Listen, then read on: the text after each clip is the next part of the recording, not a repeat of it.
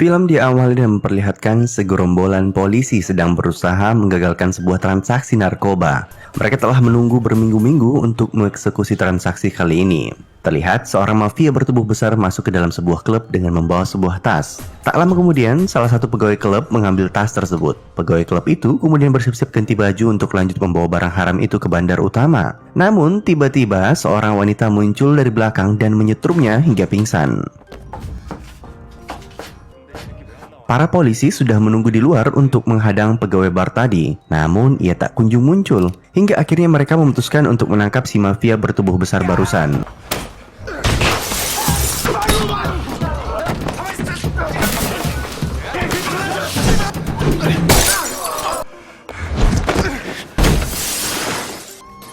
Wanita yang mencuri tadi sebenarnya adalah dancer di klub itu.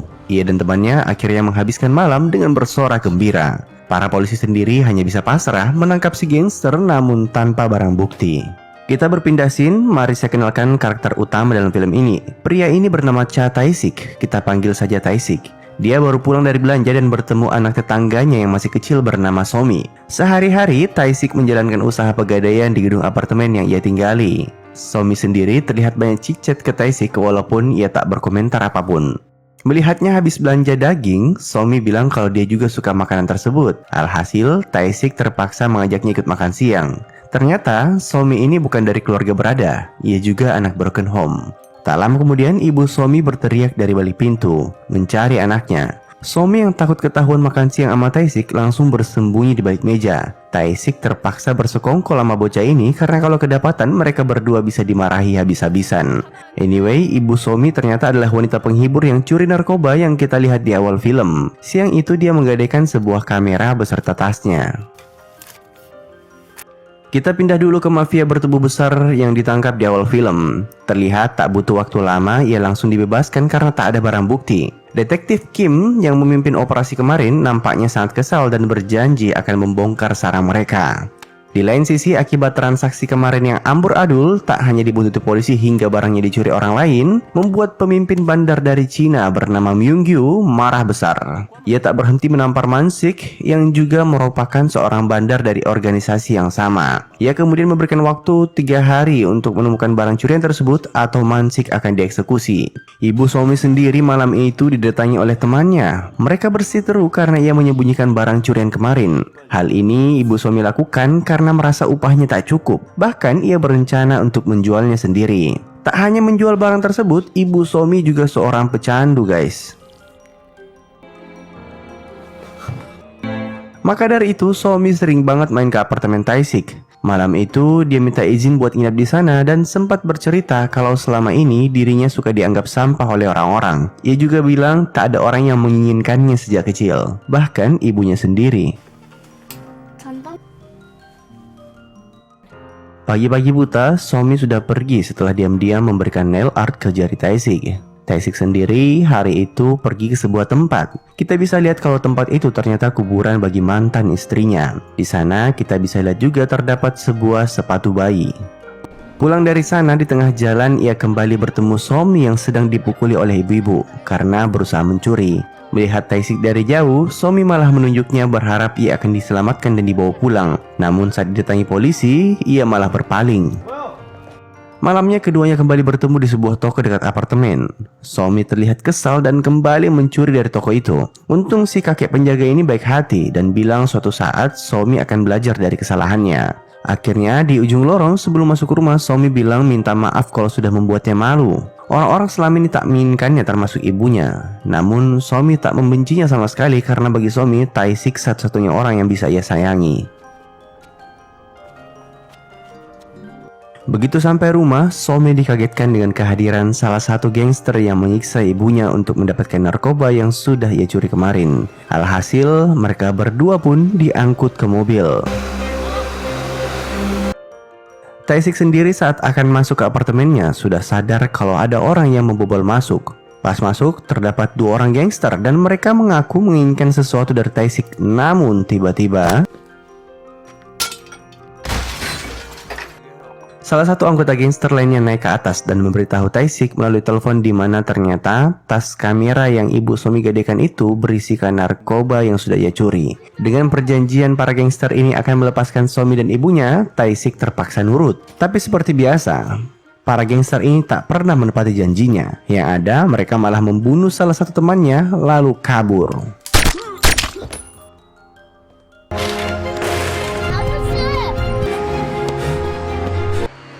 Malam itu Tae-sik mencoba menelpon polisi, melaporkan kejadian barusan, tapi nampaknya itu semua tidak berguna. Tak lama kemudian, telepon yang tadi ditinggalkan oleh salah satu gangster berdering, di mana mereka berjanji tidak akan menyakiti Somi dan ibunya selama Tae-sik bersedia menjadi kurir narkoba di sebuah transaksi khusus.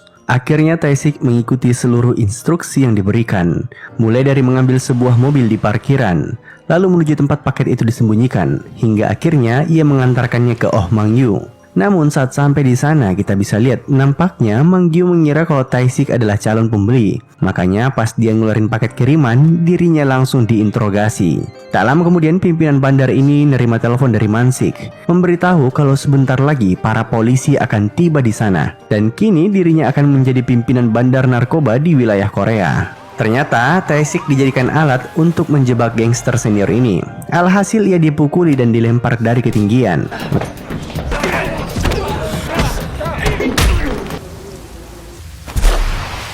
Untung saja ia tersangkut di jaring pengaman yang terpasang.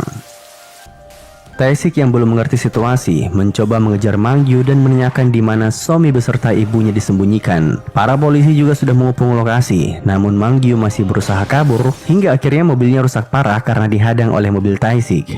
Mobil Tae-sik sendiri rusak dan joknya terbuka akibat benturan tadi. Namun yang tak ia sangka sama sekali, ternyata sejak awal di jok mobil itu terdapat jasad dari ibu Somi.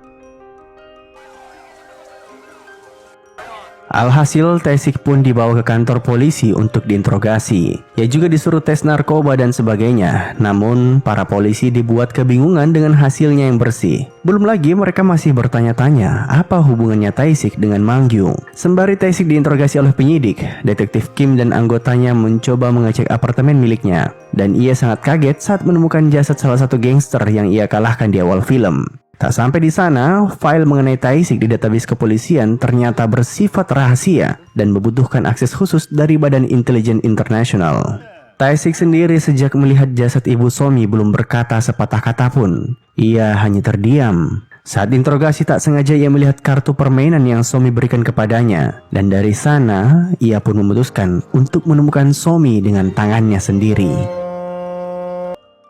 Somi sendiri malam itu dititipkan ke seorang nenek-nenek yang kita sebut saja Mami, yang dimana ia dikurung di sebuah rumah bersama anak-anak kecil lainnya. By the way, Somi ini belum tahu kalau ibunya sudah mati. Kita kembali ke salah satu markas kepolisian di mana Tae-sik ditahan. Ia membuat heboh semua orang karena berhasil kabur dari sana dan membuat 6 polisi yang berjaga dirawat di rumah sakit. Proses kabur itu juga terjadi hanya dalam waktu kurang dari 5 menit. Detektif Kim yang penasaran akan latar belakang Tae-sik akhirnya mengatur agar bisa diberikan akses khusus. Begitu filenya diterima, mereka kaget melihat latar belakangnya. Tae-sik adalah seorang mantan pasukan khusus di Badan Intelijen Negara. Dahulu, ia biasa ditugaskan untuk extraordinary case, seperti mengatasi serangan internasional dan sebagainya. Tae-sik bahkan menerima beberapa penghargaan atas pencapaiannya. Untuk masuk ke pasukan khusus seperti Tae-sik, berdasarkan info, hanya ada beberapa orang saja. Hal itu disebabkan tingkat kesulitan yang sangat tinggi. Tae-sik sendiri saat ini sedang kemana? Ia sedang melacak keberadaan Man-sik, dimulai dari menemukan toko di mana ia membeli HP ilegal yang dari awal dititipkan kepadanya. Saat sampai di sana, tanpa basa-basi, ia membantai preman yang berjaga untuk mendapatkan informasi yang ia inginkan.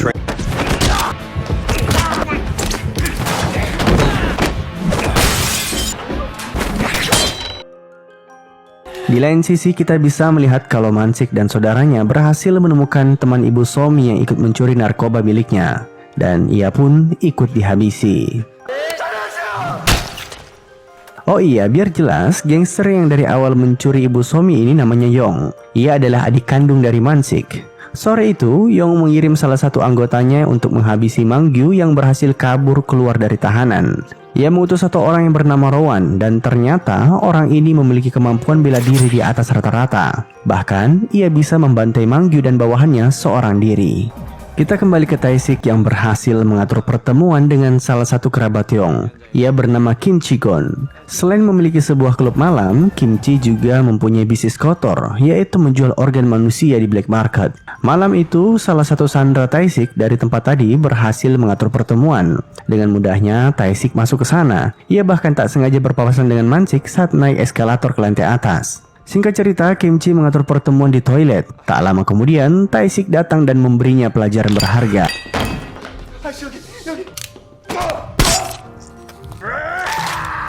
Sayangnya, proses interogasi Tae-sik dihalangi oleh kehadiran Rowan.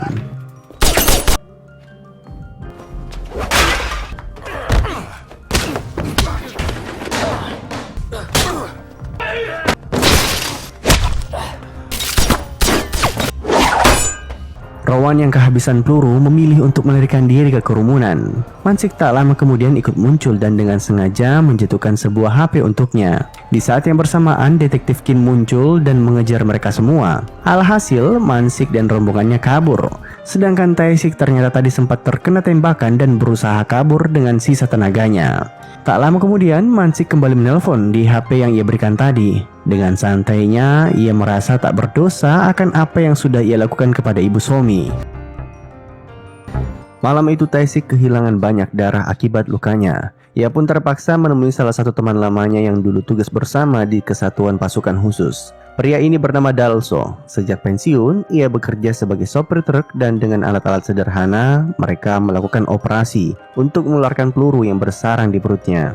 Setelah operasi berhasil, kita kembali diperlihatkan kelanjutan masa lalu dari Tae-sik, di mana 3 tahun lalu ia dan istrinya mendapat kabar bahagia akan kehamilan anak pertama mereka. Singkat cerita, di suatu siang, Tae-sik asik berbelanja keperluan anak bayi. Namun tiba-tiba ia menerima SMS kode emergensi dari pusat dan ia pun berusaha menghubungi temannya. Istri yang sedang hamil besar menunggu di dalam mobil. Namun tiba-tiba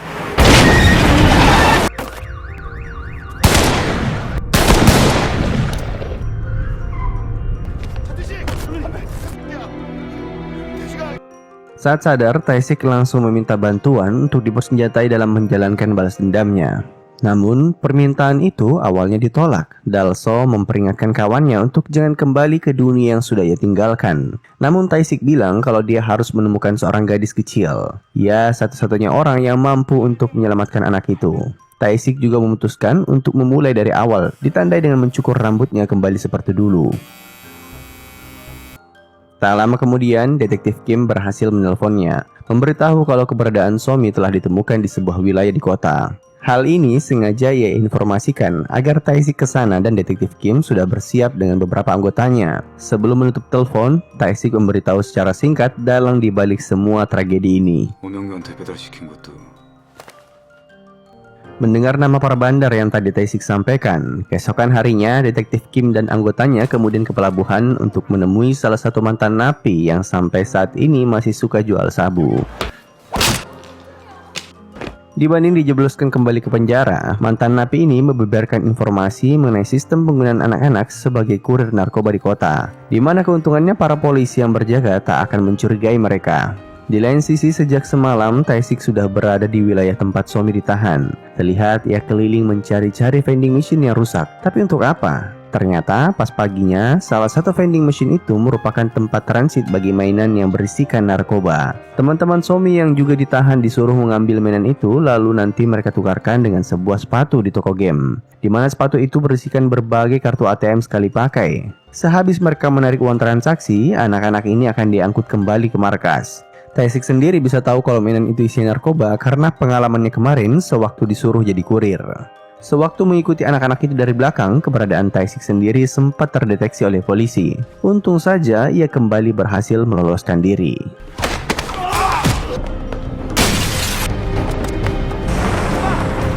Somi sendiri saat ini berada di tempat kemarin. Terlihat salah satu anak yang mulai memasuki umur remaja diangkut keluar dengan alasan orang tua mereka telah dibebaskan dan boleh pergi. Namun faktanya, anak-anak yang dibebaskan ini akan dibawa ke sebuah tempat operasi untuk dibius. Lalu organ-organ mereka akan diambil untuk dijual di pasar gelap. Anak-anak buah Mansik beberapa menghabiskan waktu di tempat Somi, salah satunya si Rowan, dan ia sempat kagum akan kebaikan Somi yang mengobati luka di jidatnya. Somi memohon agar ibunya dilepaskan dan dia berjanji akan berperilaku baik. Saat yang bersamaan, Taisik berhasil mengikuti mobil yang mengangkut anak kecil tadi.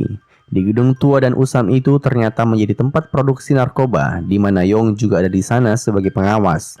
Terlihat anak-anak kecil dipekerjakan tanpa memikirkan kesehatan mereka. Bahkan jika mereka mati saat bekerja, maka menjadi keuntungan bagi Yong, karena organnya akan mereka kembali jual di black market. Tak sampai di sana kekejaman mereka. Anak-anak ini dijadikan kelinci percobaan akan produk baru yang mereka racik. Alhasil, Taisik yang melihat itu semua tak bisa lagi menahan amarahnya.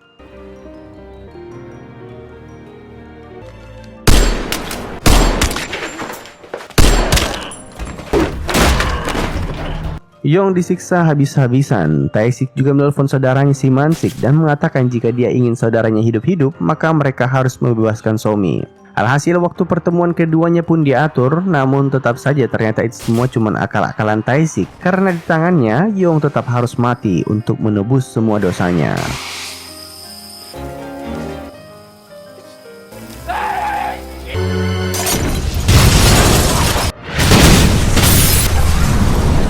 Tak lama kemudian, ternyata malam itu Detektif Kim bersama anggotanya berhasil menggerebek rumah Momi dan membebaskan anak-anak yang ditahan di sana. Namun Somi sendiri sudah dibawa sama Rowan ke tempat operasi atas perintah Mansik. Ia sangat emosi akan Taisik dan meminta walaupun Somi dikembalikan harus dalam kondisi tak utuh, di mana kedua bola matanya harus dicongkel.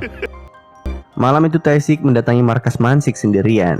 Dikerumuni oleh belasan anggota gangster bersenjata, dirinya terlihat tak gentar sedikit pun. Ia pun meminta untuk membebaskan Somi, tapi bukannya bernegosiasi, yang ada Mansik malah memberikannya bola mata milik Somi.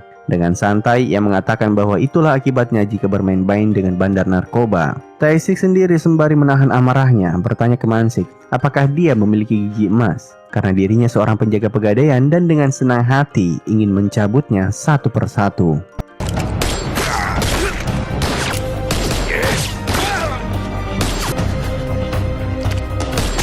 Di saat Mansik berhasil kabur, Taisik berhasil mengalahkan setengah musuhnya menggunakan senjata api. Setengahnya lagi dengan santai ia bantai menggunakan pisau. Rowan sendiri berusaha menembakinya, namun Taisik berhasil menghindar sembari melawan 5 orang secara bersamaan.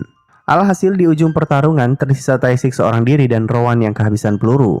Pada akhirnya, duel jilid 2 yang kita tunggu-tunggu pun terjadi.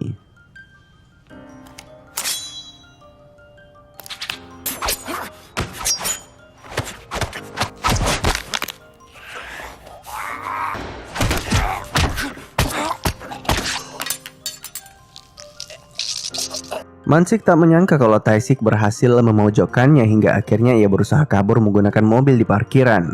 Namun sekali lagi Taisik berhasil menembakkan pistol dengan akurat hingga memecahkan beberapa ban mobil miliknya. Ia pun putus asa untuk kabur hingga bandar narkoba sekelas dirinya berusaha menelpon polisi untuk meminta bantuan. Ternyata mobil yang ia gunakan ini kacanya anti peluru. Dengan tenang ia berpikir kalau Taisik tak akan bisa membunuhnya hingga polisi datang. Tapi yang terjadi malah I said it's fucking bulletproof!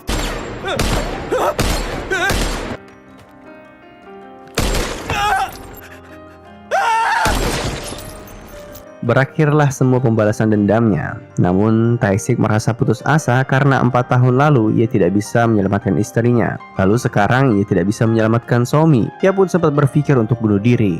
Namun dari sudut terdengar sebuah suara yang ternyata Somi yang masih dalam keadaan sehat walafiat. You came. I asked and you came. Save me. You came. Bagaimana bisa? Terus kedua bola mata tadi punya siapa? Ternyata kebaikan Somi yang sempat mengobati luka Rowan kemarin membuatnya tidak tega saat gadis kecil ini akan disiksa. Bola mata itu malah milik si gangster yang akan mengoperasi Somi. Anyway, tak lama kemudian Taisik ditahan oleh kepolisian. Detektif Kim tak bisa berkata apa-apa melihat kemampuan Taisik dalam membantai bandar narkoba terbesar di Korea seorang diri. Di saat terakhir, Taisik meminta dirinya diizinkan untuk singgah membelikan Somi kelengkapan sekolah sebagai perpisahan. Ia juga meminta maaf atas perlakuannya sewaktu Somi kedapatan mencuri. Sejak kematian istrinya, Tae-sik tak pernah tersenyum lepas, namun kali ini ia terlihat sangat bahagia karena bisa menyelamatkan Somi yang sudah ia anggap sebagai putrinya sendiri. Dan dengan begitu, film pun tamat.